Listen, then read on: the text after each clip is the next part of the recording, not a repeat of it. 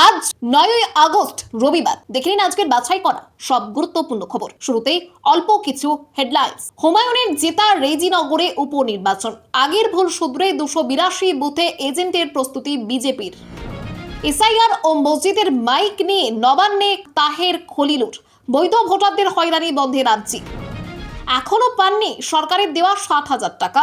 প্রথম দফার পর আরো 8 লক্ষ উপভোক্তার পালা। এছাড়াও রয়েছে আরো অনেক খবর। এবার আসছি বিস্তারিত সংবাদে।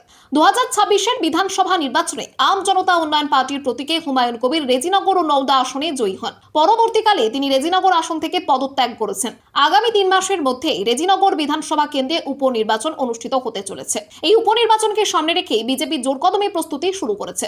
গত কয়েকদিনে রেজিনগরের 4টি মণ্ডলে বৈঠকের পর সিদ্ধান্ত হয়েছে রেজিনগরের 282টি বুথেই এবার বিজেপির এজেন্ট দেবে। যদিও মাত্র কয়েক মাস আগে হয়ে যাওয়া বিধানসভা নির্বাচনের সবকটি বুথে বিজেপির এজেন্ট দেওয়া সম্ভব হয়নি। বিজেপির বহরমপুর সাংগঠনিক জেলা সভাপতি মলয় মহাজন জানান, 26-এর বিধানসভা নির্বাচনে যেখানে এজেন্ট দেওয়া সম্ভব হয়নি সে সমস্ত বুথে এবার এজেন্ট বসার বিষয়টি সুনিশ্চিত করা হবে। বুথ স্তরে নির্বাচন পরিচালনার জন্য কমিটি তৈরি করার নির্দেশও দেওয়া হয়েছে। উপনির্বাচনের আগে অন্নপূর্ণা যোজনা, প্রধানমন্ত্রী আবাস যোজনা সহ বিভিন্ন জনকল্যাণমূলক প্রকল্পের সুবিধা যাতে সমস্ত মানুষ পায় তা সুনিশ্চিত করার জন্য বুথ স্তরে পর্যন্ত নির্দেশ পাঠিয়েছে বিজেপি। রেজিনগর উপনির্বাচনে কে জিতবে, হুমায়ুনের আম জনতা নাকি বিজেপি? আপনার কি মনে হয় কমেন্ট করে জানান। এসআইআর ও মসজিদের মাইক নিয়ে নবান্নে তাহের খলিলুর, মুখ্যমন্ত্রী শুভেন্দু অধিকারীর সঙ্গে বৈঠকে এসআইআরে মুর্শিদাবাদের মানুষদের হয়রানি নিয়ে সরব হলেন এনসিপিআই এর সাংসদ আবু তাহের খান এবং খলিলুর রহমান। শনিবার নবান্নে বৈঠকে তারা জানান, এসআইআরে 27 লক্ষ নাম বাদ পড়েছে। তাদের মধ্যে মাত্র 7 লক্ষ মানুষ আবেদন করেছেন। বাকি 20 লক্ষ মানুষের আবেদনের সময় বাড়ানোর দাবি জানান তারা। প্রয়োজন হলে মুর্শিদাবাদের 5 লক্ষ মানুষের জন্য আদালতে যাওয়ার কথাও জানান তাহের। পাশাপাশি বিভিন্ন জায়গায় মসজিদ থেকে মাইক খুলে নেওয়ার বিষয়ে মুখ্যমন্ত্রীর দৃষ্টি আকর্ষণ করেন দুই সাংসদ। সরকারি গাইডলাইন মানতে রাজি থাকলেও নামাজ পড়ার সময় যে কোনো সমস্যা না হয় সেই আবেদন জানান তারা। তাহেরের অভিযোগ, বেছে বেছে মুসলিমদের নিশানা করা হচ্ছে এবং পুলিশ অতিরঞ্জিতভাবে কাজ করছে। উল্লেখ্য, তাহের, খলিলুর এবং ইউসুফ পাঠান বিজেপি বা এনডিএর সঙ্গে নেই বলে জানালেও কেন্দ্র ও রাজ্য সরকারের সঙ্গে এলাকার মানুষের সুবিধার্থে সহযোগিতা করবেন বলে জানিয়েছেন। লাদাখ থেকে ফিরে হাসপাতালে দেব মিঠুনকে দেখে বললেন, মিঠুনদা আমার বাবার মতো। শুক্রবার মধ্যাহ্নে লাদাখ থেকে কলকাতা ফিরেছেন দেব। তার আগামী ছবি দেশু সাতের একটি গানের শুটে লাদাখ গিয়েছিলেন তিনি। সঙ্গে ছিলেন ছবির নায়িকা শুভশ্রী গঙ্গোপাধ্যায়। কলকাতায় ফিরে রাতে মিঠুন চক্রবর্তীর স্বাস্থ্যের খোঁজ নিতে হাসপাতালে হাজির হন দেব। মিঠুনের সঙ্গে তার সম্পর্ক নিয়ে দেব স্পষ্ট ভাষায় বলেন, মিঠুনদা যেই দলেই থাকুন না কেন, মিঠুনদা আমার বাবার মতো ছিল, আছে এবং থাকবে, এবং আমি ওর ছেলের মতো। তিনি মিঠুনের দ্রুত সুস্থতা কামনা করেন এবং আগামী দিনেও একসঙ্গে কাজ করার কথা জানান। হাসপাতালে মিঠুনের সঙ্গে সাক্ষাতের ছবি শেয়ার করেও তার সুস্বাস্থ্য এবং সুখ কামনা করেছেন দেব। দেব মিঠুনের জুটি প্রজাপতি এবং প্রজাপতি 2-তে বক্স অফিসে আলোড়ন ফেলেছিল। রাজনৈতিক বিতর্কের মধ্যেও তাদের সম্পর্ক অটুট ছিল। এদিকে মিঠুনের ডান হাতে পুরনো প্লেট বের করার জন্য ছোট অস্ত্রোপচার হয়েছে। বর্তমানে তিনি কলকাতার একটি বেসরকারি হাসপাতালে ভর্তি এবং তার শারীরিক অবস্থা সম্পূর্ণ স্থিতিশীল এবং আশঙ্কা মুক্ত। এখনো পাননি সরকারের দেওয়া 60,000 টাকা।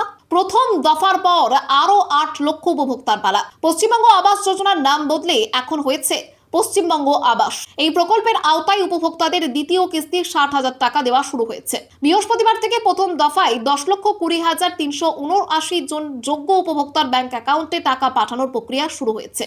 প্রথম কিস্তির টাকা পাওয়ার পর যাদের বাড়ি তৈরির কাজ লিন্টেল স্তর পর্যন্ত সম্পূর্ণ হয়েছিল তাদের দ্বিতীয় কিস্তির টাকা দেওয়া হচ্ছে। তবে একসঙ্গে সকলের অ্যাকাউন্টে টাকা ঢুকবে না। আরো প্রায় 8 লক্ষ উপভোক্তাকে ধাপে ধাপে দ্বিতীয় কিস্তির টাকা দেওয়ার কথা জানানো হয়েছে।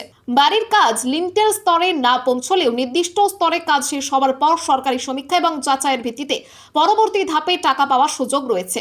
দ্বিতীয় কিস্তিতে প্রত্যক্ষ যোগ্য উপভোক্তা পাবেন 60,000 টাকা। 10,20,379 জনকে এই অর্থ দেওয়া হলে মোট বরাদ্দ প্রায় 6,122 কোটি টাকা। না এলে ব্যাংক অ্যাকাউন্ট যাচাই করে স্থানীয় গ্রাম পঞ্চায়েত, ব্লক অফিস বা সংশ্লিষ্ট সরকারি দপ্তরে যোগাযোগের করার পরামর্শ দেওয়া হয়েছে। 5 লক্ষ টাকা পর্যন্ত ফ্রি চিকিৎসা। 16 আগস্ট থেকে বাংলায় আয়ুষ্মান ভারত বেসরকারি হাসপাতালগুলির জন্য বড় নির্দেশ। বিজেপি ক্ষমতায় আসার পর রাজ্যে আয়ুষ্মান ভারত প্রধানমন্ত্রী জন আরোগ্য যোজনা তথা আয়ুষ্মান ভারত যোজনার চালু হওয়ার কথা ঘোষণা করা হয়েছিল। এবার রাজ্যের স্বাস্থ্যমন্ত্রী শারদত্ত মুখোপাধ্যায় জানালেন, আগামী 16 আগস্ট থেকে বাংলায় আনুষ্ঠানিকভাবে আয়ুষ্মান ভারত প্রকল্পের পরিষেবা চালু হবে। শুক্রবার স্বাস্থ্য ভবনের মাঝারি এবং ছোট বেসরকারি হাসপাতাল ও নার্সিংহোমের প্রতিনিধিদের সঙ্গে বৈঠকের পর এই ঘোষণা করা হয়। বৈঠকে উন্নত রোগী পরিষেবা, সরকার এবং বেসরকারি স্বাস্থ্য প্রতিষ্ঠানের সমন্বয় এবং সাধারণ মানুষের জন্য সহজলভ্য স্বাস্থ্য পরিষেবা নিশ্চিত করার বিষয় নিয়ে আলোচনা হয়। আয়ুষ্মান ভারত চালুর প্রস্তুতির অংশ হিসেবে রাজ্যের সব বেসরকারি হাসপাতাল ও নার্সিংহোমকে ফায়ার নর্মস মানা বাধ্যতামূলক করা হয়েছে। বাংলায় রেড চার্ট চালু ও আপাতত বন্ধ পরিষেবার তালিকা টাঙানোর নির্দেশও দেওয়া হয়েছে।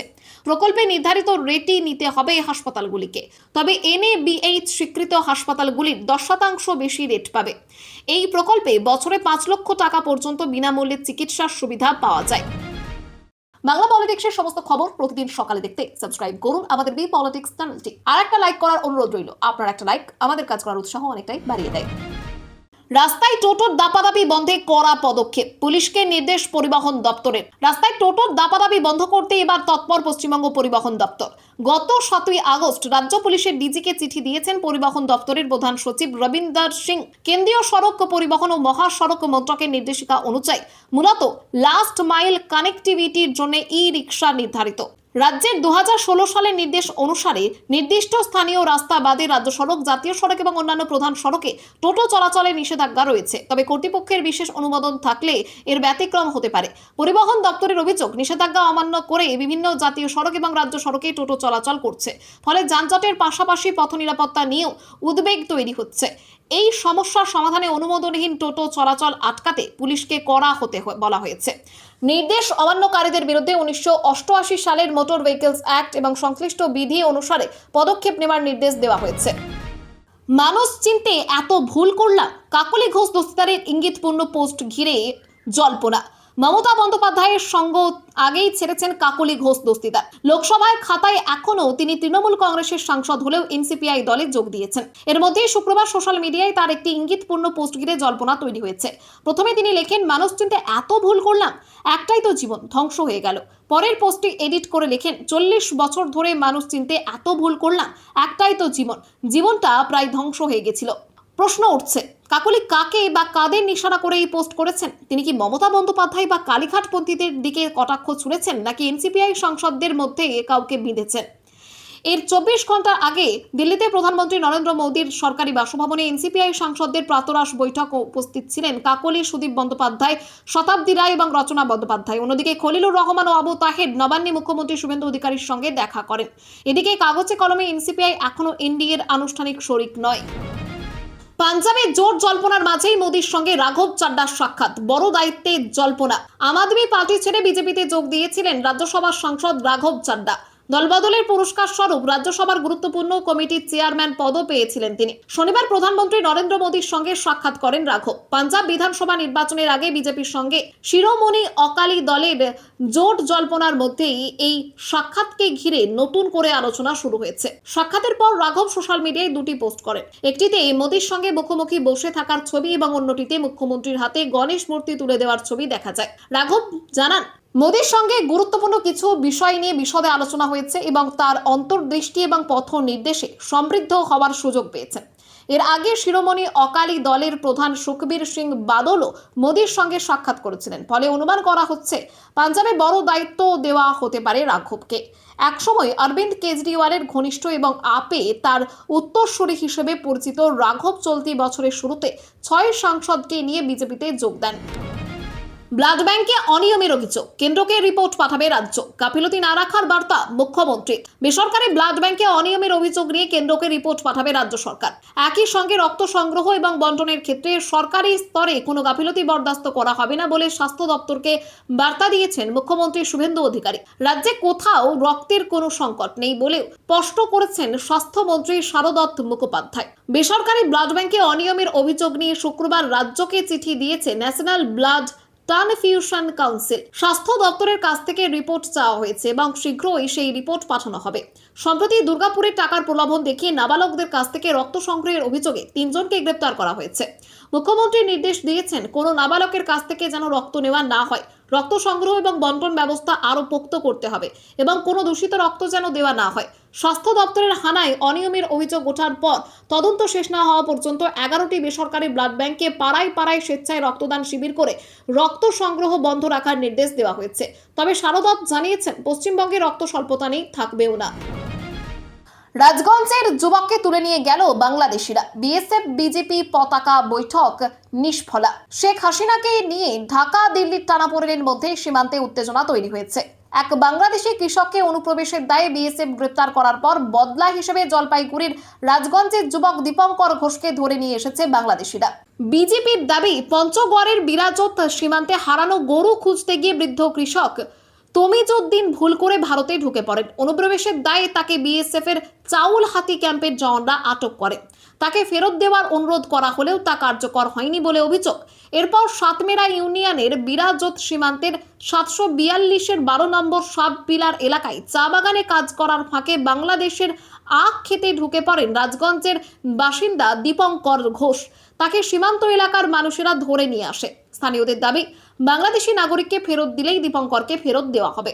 শনিবার বিএসএফ ও বিজেপির কোম্পানি কমান্ডারদের ফ্ল্যাগ মিটিং হলেও কোনো সমাধান হয়নি, ফলে সীমান্তে উত্তেজনা অব্যাহত রয়েছে। ডেটিং অ্যাপে বন্ধুত্ব, ঘনিষ্ঠ মুহূর্তের ছবি ভিডিও দেখিয়ে 6 কোটি টাকার ব্ল্যাকমেলের অভিযোগ।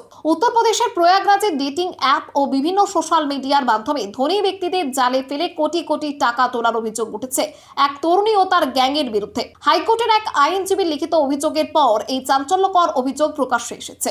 অভিযোগের মূল তীর পল্লবী সিং রাজপুত নামে এক তরুণীর দিকে। পুলিশের কাছে জমা পড়া অভিযোগ অনুযায়ী পল্লবী টিন্ডার ও অন্যান্য সোশ্যাল মিডিয়ায় ভুয়ো এবং ভিন্ন নামে অ্যাকাউন্ট খুলে পুরুষদের সঙ্গে বন্ধুত্ব করতেন। পরে সম্পর্ক ঘনিষ্ঠ হলে দেখা করার নামে নির্জন স্থানের দিকে অন্তরঙ্গ মুহূর্তের ছবি এবং ভিডিও তুলে রাখা হতো। এরপর সেগুলি ফাঁস করে দেওয়ার ভয় দেখিয়ে বা ধর্ষণের মতো গুরুতর মামলায় ফাঁসানোর হুমকি দিয়ে টাকা দাবি করা হতো বলে অভিযোগ। আইনজীবীর দাবি, এভাবে প্রায় 6 কোটি টাকারও বেশি হাতিয়ে নিয়েছে চক্রটি।